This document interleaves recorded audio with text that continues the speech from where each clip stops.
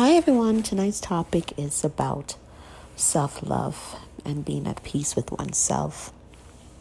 I do believe that once you are at peace with yourself, you don't allow external factors to affect your well-being. I've learned, I'm not sure when I learned it, probably a couple of years ago, but I started to become at peace with myself and with my choices. I didn't need the validations from others to make me feel good about myself. I knew that God loved me, and I knew that was enough to help me through any situation. I find that when you search for validation from others, you can become disappointed if they do not respond to you in the way that you would expect or would desire for them to respond. But I find that God always comes through for you regardless of the situation, and that a closer relationship with God helps you to overcome any obstacles that may come in your way. It's so sad when there's some people, it's so sad. I know some people, they have it all, the cars, the money, everything, you name it, the opportunity, and yet they're so sad. Then you have some people that don't have anything, but they still find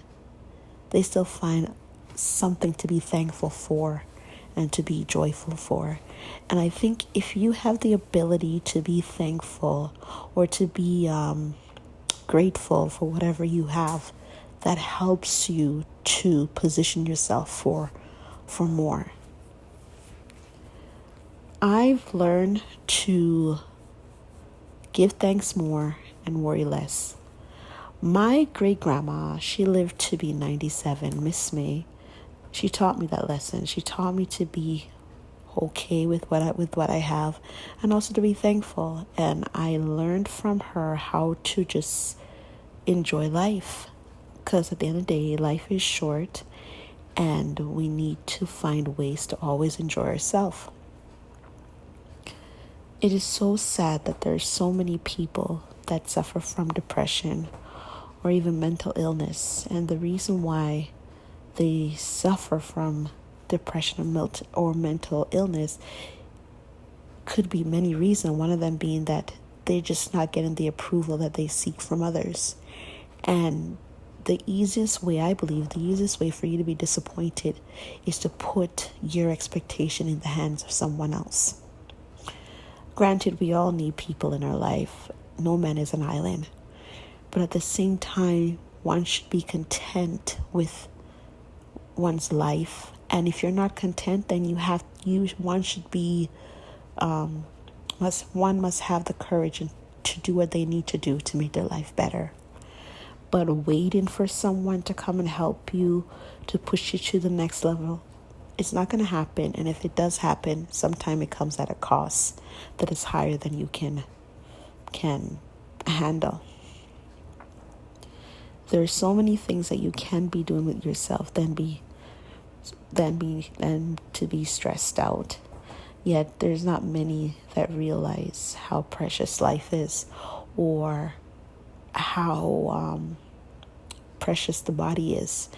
Because if you put too many stress on or take on too many stress, the body responds to those stress, and sometimes that could show in your appearance, your acne, your skin could break out. There's so many different variables that happens whenever the body is stressed. So stress is normal, but at the same time, unnecessary stress or overstress can affect your ability to function or do your day-to-day task. So I encourage you to always be mindful of the triggers in your life that might cause you to feel stress. There are some people that I know that they have lost all hope in just enjoying their life.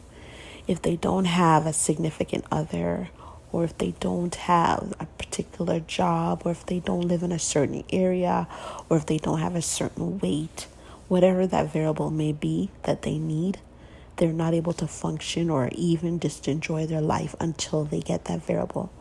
But my question is this: say if you don't get that variable, or say if you don't get what you desire until you're at a later age, that means that you're wasting your time waiting for something that might not come for now or might come when you're older. So I would suggest, instead of waiting, learn to enjoy your life on your own, or more importantly, learn to enjoy your life at the stage that you are. Because as much as there's setbacks, there's benefits to the stage that you are in your life. If you learn to see the positive in what life is bringing you, that will prepare you to obtain more. It all depends on how you look at life and how you look at yourself. If you look at yourself as a victim, or if you look at yourself as a non-achiever, you will not attain the goals that you set for yourself.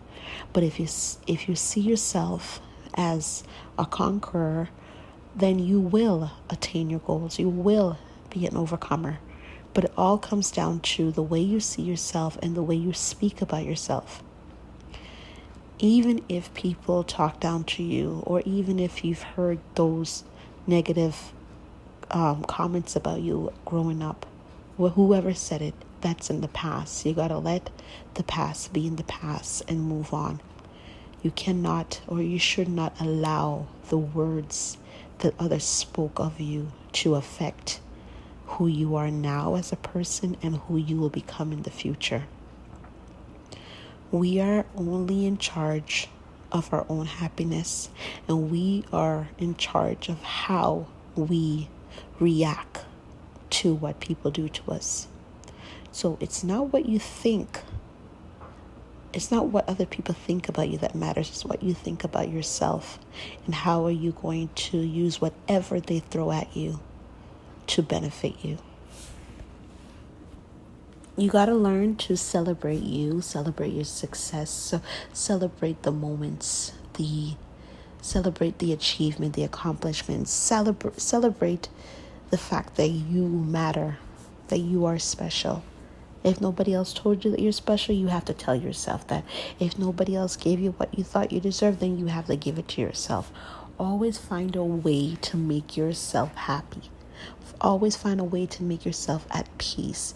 For when you are at peace with your mind and your heart, I think that's when you'll be able to think more clearly, and that will allow you to attract more of what you desire.